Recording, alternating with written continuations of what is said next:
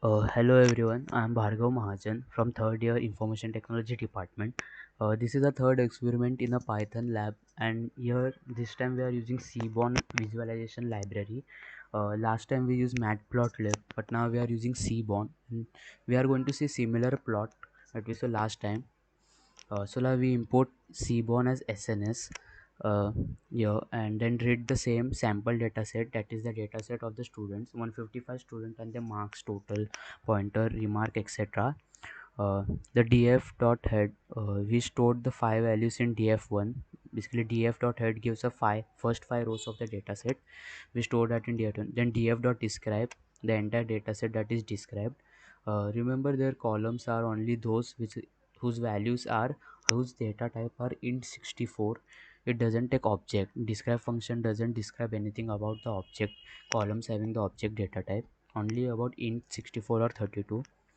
A total marks, we stored the entire this df total column in a total marks, and now using the total marks we are plotting the box plot. So box plot we also plot last time in matplotlib. It is the same only, like majority of students are greater than 600 and less than 700. Majority of students are falling, and there are some outliers.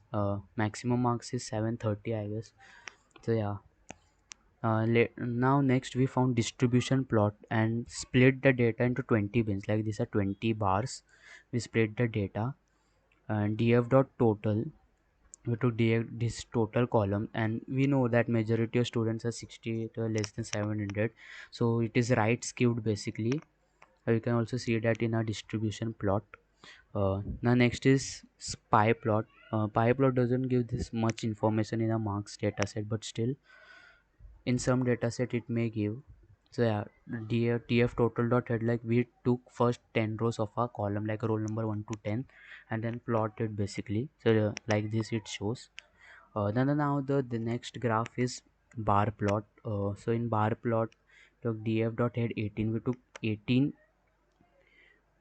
18 total a roll number from 1 to 18, and y-axis we plot that roll number, and x-axis we have the total plot that show like Seaborn gives us colorful chart, whereas Matplotlib give us blue. We can customize it, but not like this color. It can only different solid colors, but SNS gives us colorful bar plot. Now the next is SNS dot scatter plot. Scatter plot is basically show data in form of particle scattered particles. Here we again use the total as x-axis and y-axis and roll number. Total 155 student, and compare their remarks. And we put u as remark, like if it is pass then blue, and it is fail then yellow. The SNS decide it itself only. If we had three categories, then it would have painted three different colors. So when we slow that, we found out that there are four students that have failed basically, among all those. And also with respect to total, right, some one guy's total is less, but still he has passed, basically performed well in all subject. And then it is pair plot. SNS dot pair plot. uh, like if we saw the column against column, it gives a histogram, and it is a right skewed histogram basically. Only the roll number, because roll number has no meaning, and rest it gives a scatter plot between s1 and it is s1 roll number, s1 s2 s3 s4 s5 and total. Like if s1 increases, the total is also increasing. Like basically in every subject it is like that only. So yeah, it doesn't make sense with this roll number. Otherwise, in all other scatter plot it is upward trend only.